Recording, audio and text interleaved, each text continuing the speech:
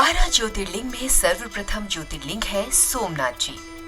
गुजरात प्रांत की काठियावाड़ क्षेत्र में समुद्र के किनारे सोमनाथ नामक विश्व प्रसिद्ध मंदिर में यह सोमनाथ ज्योतिर्लिंग स्थापित है। पहले यह क्षेत्र प्रभास क्षेत्र के नाम से जाना जाता था। यही भगवान श्री कृष्ण ने जरा नामक व्याध के बाण को निमित्त बनाकर अपनी जीवन लीला समाप्त की थी। यहाँ के ज्योतिर्लिंग की कथा का पुराणों में वर्णन इस प्रकार है। दक्ष प्रजापति की 27 कन्याएं थीं। उन सभी का विवाह चंद्रदेव के साथ हुआ था, किंतु चंद्रमा का समस्त अनुराग व प्रेम केवल रोहिणी के प्रति ही रहता था। उनके इस कृत्य से दक्ष प्रजापति की अन्य कन्याएं बहुत अप्रसन्न रहती थी। उन्होंने अपनी यह व्यथा अपने पिता को सुनाई।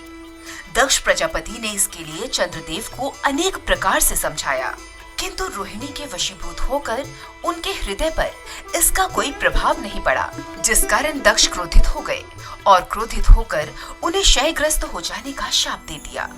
इस शाप के कारण चंद्रदेव तत्काल क्षयग्रस्त हो गए। उनके क्षयग्रस्त होते ही पृथ्वी पर सुधा शीतलता वर्षा का सारा कार्य रुक गया। चारों ओर त्राही त्राही मच गई। चंद्रमा भी बहुत दुखी और चिंतित हुए।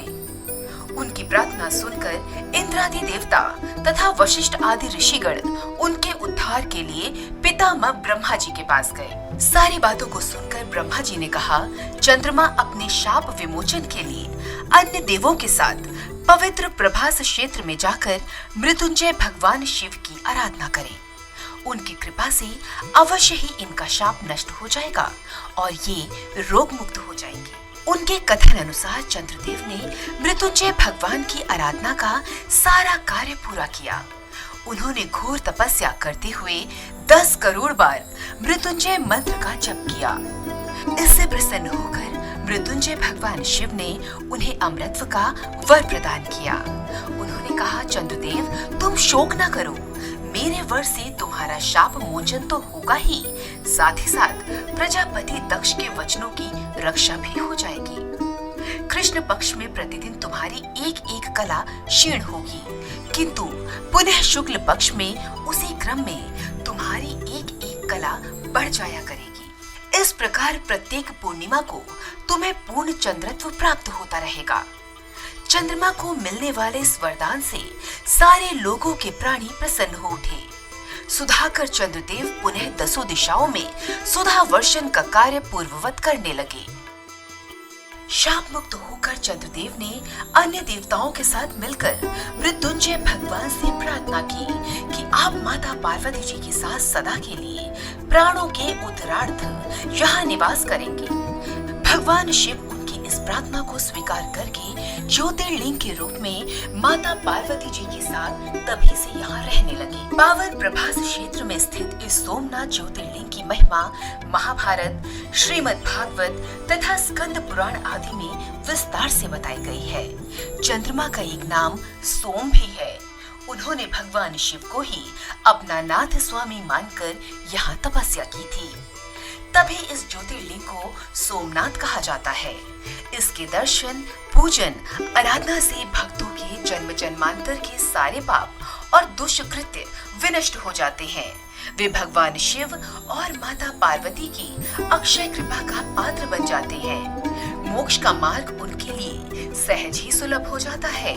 उनके लौकिक पारलौकिक सारे कृत्य स्वयमेव सफल हो जाते हैं।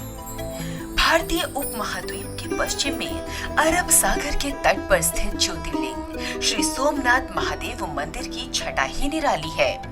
यह तीर्थ स्थान देश के प्राचीनतम तीर्थ स्थानों में से एक है और इसका उल्लेख स्कंद पुराण, श्रीमद् भागवत गीता, शिव पुराण आदि प्राचीन ग्रंथों में भी है।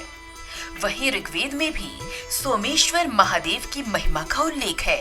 यह लिंग शिव के 12 ज्योतिर्लिंगों में से पहला ज्योतिर्लिंग माना जाता है। ऐतिहासिक सूत्रों के अनुसार आक्रमणकारियों ने इस मंदिर पर 6 बार आक्रमण किया। इसके बाद भी इस मंदिर का वर्तमान अस्तित्व इसके पुनर्निर्माण के प्रयास और सांप्रदायिक सद्भावना का ही परिचायक है। 7वीं बार ये मंदिर कैलाश महामेरु प्रसाद शैली में बनाया गया है। इसके निर्माण कार्य से सरदार वल्लभ भाई पटेल भी जुड़े रह चुके हैं। यह मंदिर गर्भगृह, सभा मंडप और नृत्य मंडप 3 प्रमुख भागों में विभाजित है। इसका शिखर 150 फुट ऊंचा है। इसके शिखर पर स्थित कलश का भार 10 टन है और इसकी ध्वजा 27 फुट ऊंची है।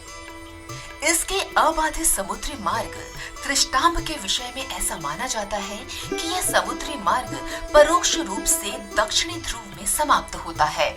यह हमारे प्राचीन ज्ञान व सूझबूझ का अद्भुत साक्ष्य माना जाता है। इस मंदिर का पुनर्निर्माण महारानी अहिल्याबाई ने करवाया था। सोमनाथ ज्योतिर्लिंग की महिमा अपरंपार है। आप भी इस दिव्य ज्योति के दर्शन करके अपने जीवन को धन्य बनाएं। ओम नमः शिवाय।